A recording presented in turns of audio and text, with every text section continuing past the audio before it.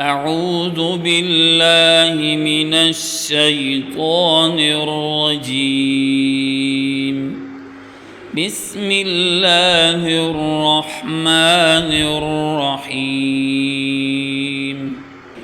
لا أقسم بيوم القيامة ولا أقسم بالنفس اللوامة.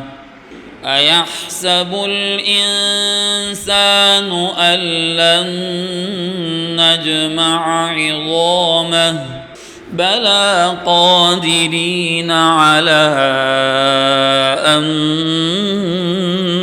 نسوي بنانه بل يريد الإنسان ليفجر أمامه يسأل أيان يوم القيامة فإذا برق البصر وخسف القمر وجمع الشمس والقمر يقول الإنسان